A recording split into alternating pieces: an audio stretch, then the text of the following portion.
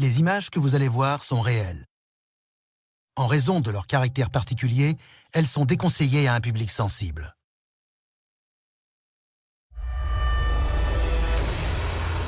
Depuis des années, nous entendons de terrifiants récits. Ceux d'êtres humains arrachés à leur lit en pleine nuit par des extraterrestres, se servant d'eux comme cobayes. Ils vous prennent et c'est fini, personne ne le saura jamais. Certaines victimes pensent que leurs ravisseurs ont laissé une trace de leurs méfaits. Un corps étranger intrigant enfoncé dans leur chair. Un implant extraterrestre.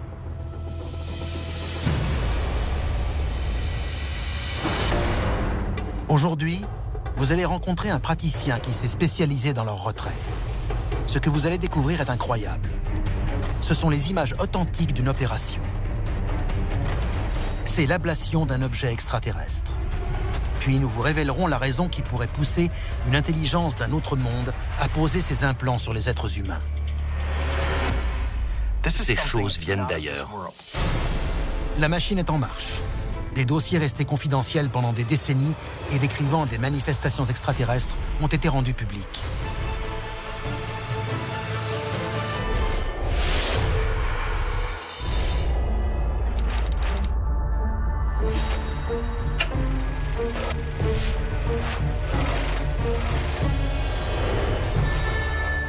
Nous allons révéler le contenu de ces documents et découvrir ce que le gouvernement américain voulait cacher. C'est à suivre dans Alien Files, l'émission qui perce à jour les plus grands secrets de la planète Terre.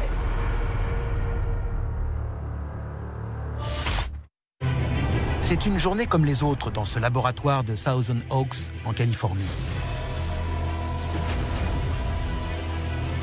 Roger Leir se prépare à opérer un patient. Mais cette intervention n'a rien d'inhabituel, bien au contraire. Un corps étranger a été découvert dans ses chairs. Un objet que le patient et le praticien pensent venir d'une autre planète. L'opération consiste à retirer un implant extraterrestre. Et les images que vous allez voir sont réelles. Il s'agit d'un phénomène rare, signalé par un petit nombre de victimes d'enlèvement. En général, ce sont des petits objets métalliques. Ils apparaissent en tout cas comme tels au rayon X. On les trouve dans n'importe quelle partie du corps, le bras, l'oreille, et même en plein milieu du cerveau. Roger Leir a consacré sa carrière à la recherche dans un domaine bien précis.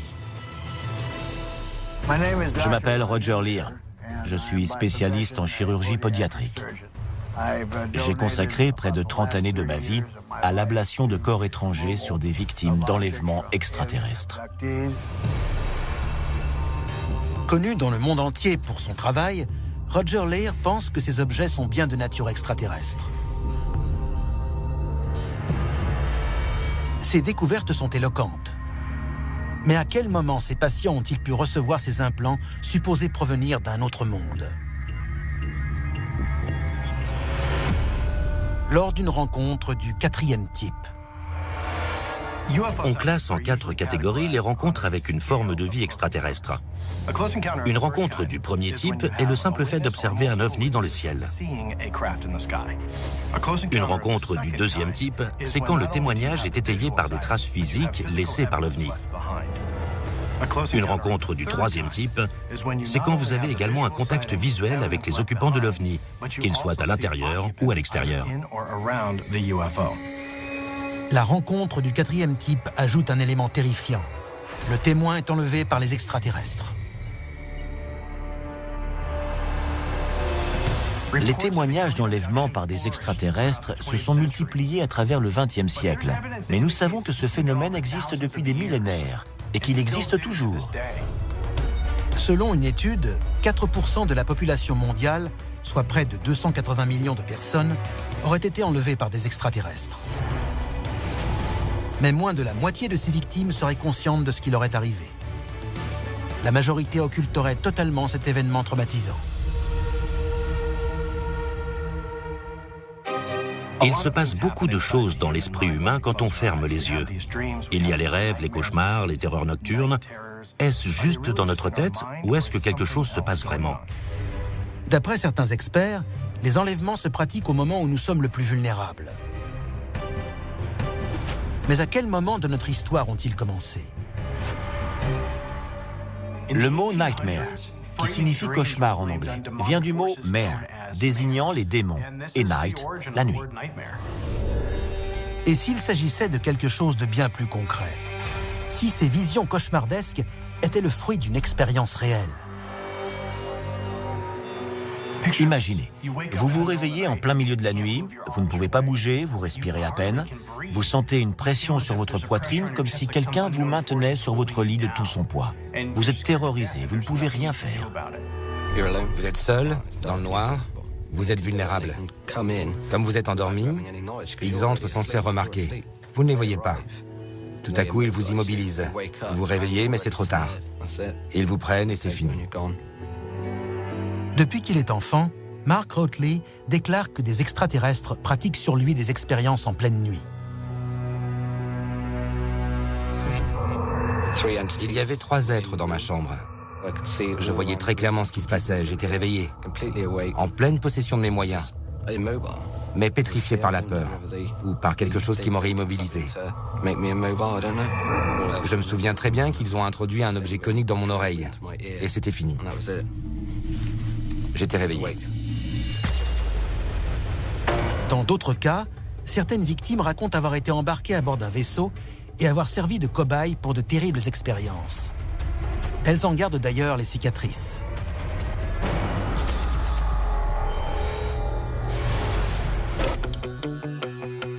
Depuis des décennies, des victimes racontent avoir été enlevées en pleine nuit par des extraterrestres. Certaines sont soumises à de terribles expériences. Mais comment savoir si leurs ravisseurs étaient bien des extraterrestres? Une rencontre du 4e type se passe en général la nuit. La victime est endormie dans son lit. Il y a différents types de témoignages. Parfois, il s'agit juste d'un contact visuel. D'autres fois, les victimes ne se rendent pas compte de ce qui s'est passé. On peut voir sur certains documents vidéo, comme ces images tournées en Floride, une forme étrange pénétrant dans la chambre d'une victime avant un enlèvement. Cette caméra avait été placée par un individu persuadé d'avoir été enlevé par des extraterrestres et cherchant à en apporter la preuve. Si ces images sont authentiques, alors on assiste là à l'approche furtive d'un alien vers une pauvre victime humaine.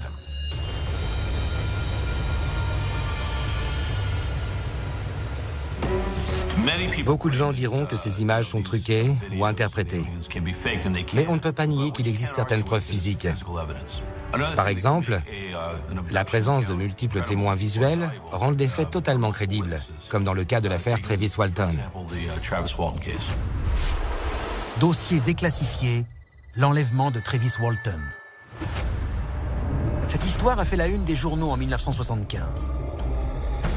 La nuit du 5 novembre, Travis Walton, bûcheron, rentre chez lui accompagné de plusieurs collègues après une journée de travail en forêt. On était un groupe de 7 personnes. On rentrait des montagnes. On avait travaillé toute la journée. Il remarque une étrange lumière derrière les arbres. La voiture s'arrête. Travis en descend et s'approche. À cet instant précis, quelque chose m'a frappé. Et puis j'ai vu toutes ces formes autour de moi. Et j'ai repris mes esprits et j'ai vu ces créatures qui me dévisageaient. J'étais très faible. Quelques jours plus tard, Travis réapparaît choqué et confus. Je n'avais plus aucune notion du temps. Ils m'ont dit de toucher mon visage et j'ai senti que ma barbe avait poussé. Quel choc quand ils m'ont dit que j'avais disparu pendant 5 jours. Le phénomène vécu par Travis Walton est connu sous le nom d'épisode de temps manquant. Le temps manquant est un phénomène clé pour comprendre ces affaires d'enlèvement. Certaines victimes assurent avoir repris conscience 20 minutes après les faits, ou 2 heures, et parfois même plusieurs jours plus tard. Mais le fait que l'on n'ait pas de souvenir de l'enlèvement ne signifie pas que l'inconscient, lui, n'en garde pas une trace.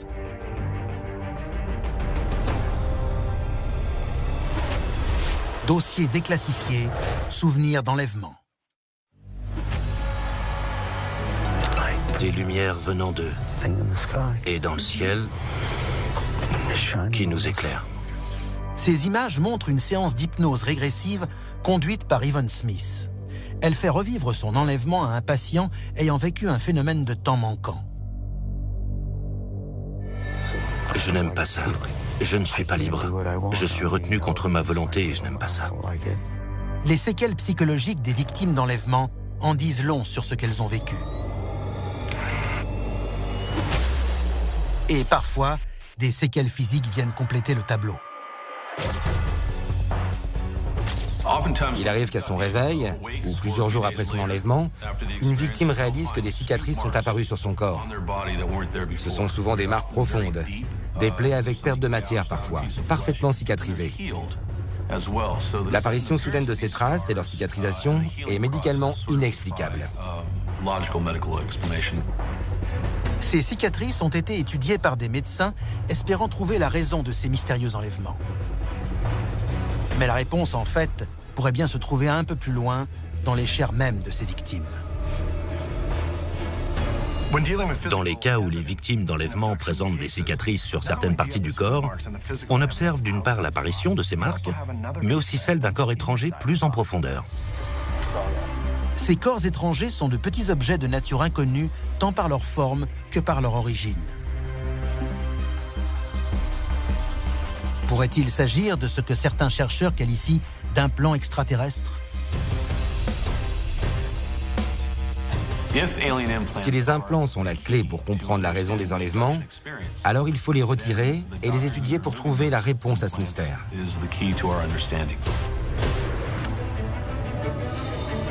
Les enlèvements extraterrestres ont nourri l'imaginaire des auteurs de science-fiction depuis bien longtemps. Mais pour beaucoup, c'est une pénible réalité. Il y a d'innombrables récits d'enlèvements extraterrestres à travers toute la surface du globe. Ceux étayés par des traces physiques ou des cicatrices, en revanche, sont beaucoup plus rares.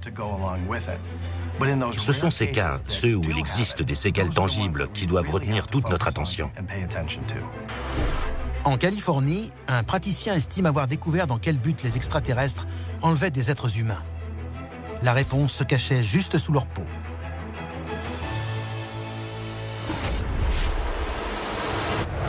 Dossier déclassifié, la chasse aux implants extraterrestres. Roger Leir s'est lancé dans l'analyse de ces mystérieux corps étrangers. Nous avons établi que dans environ 10% des cas, les individus enlevés par des extraterrestres se retrouvaient avec des corps étrangers visibles par radiographie, scanner et même par IRM. Il n'existe aucun point d'entrée, aucune cicatrice. Impossible d'expliquer comment c'est arrivé là. Roger Leir est un pionnier en matière d'implants extraterrestres. C'est un homme qui a fait de longues études, notamment en anatomie, qui a découvert par hasard la présence de ces corps étrangers et qui s'est penché sur leur étude depuis des années. Et il a compris que la communauté scientifique passait à côté de quelque chose. À l'origine, Roger Leir ne croyait pas à ces phénomènes. Mais un jour, un de ses patients l'a consulté pour un corps étranger dans le pied. Ce patient assurait l'avoir reçu pendant un enlèvement extraterrestre. À cette époque, j'opérais déjà depuis 25 ou 30 ans. J'ai pratiqué l'ablation du corps étranger, mais je l'ai trouvé bizarre. Je n'avais encore jamais rien vu de pareil. Il était en forme de T parfait, recouvert d'un revêtement gris foncé, impossible à disséquer. À ce jour, Roger Leir et son équipe ont pratiqué des ablations de corps étrangers sur 15 patients victimes de rencontres du 4e type. 16 implants ont été récoltés. Apparemment, ils seraient tous d'origine extraterrestre. Ces objets ont rarement été montrés au public. Ils présentent des propriétés étranges. Regardez. On va vite le mesurer. Mais comment savoir s'ils ont vraiment été placés par des ravisseurs d'un autre monde?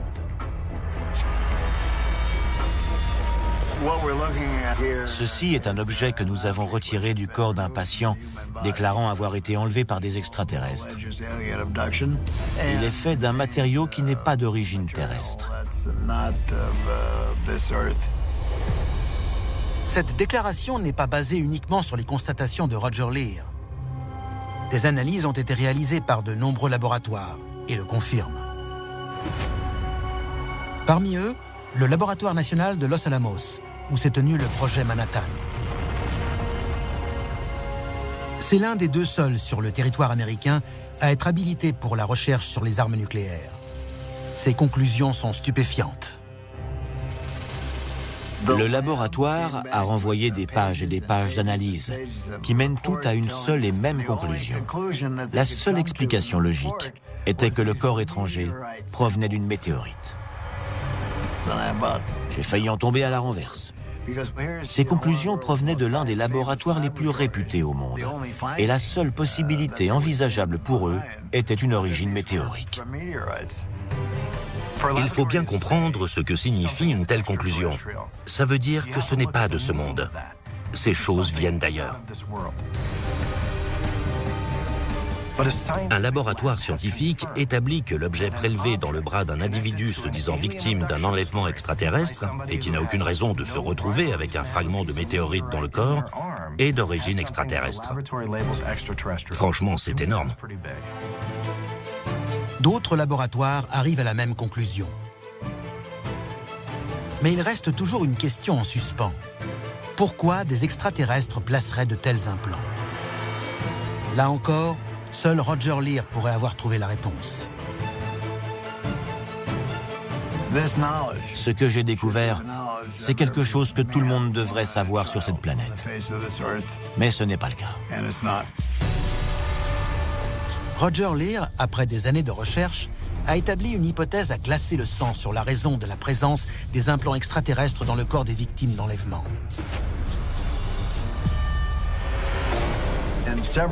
Dans plusieurs cas, ces patients se sentaient comme hantés par quelque chose et se sont sentis libérés une fois l'implant retiré.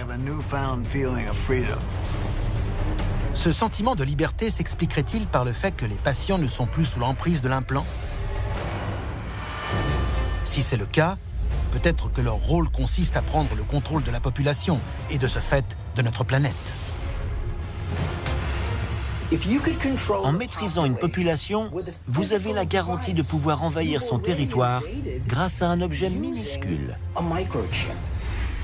En tant qu'êtres humains, nous pouvons choisir d'affronter la menace extraterrestre. Mais si ces implants sont en nous, nous serons peut-être dans l'incapacité de nous battre. C'était Alien Files, l'émission qui perce à jour les plus grands secrets de la planète Terre.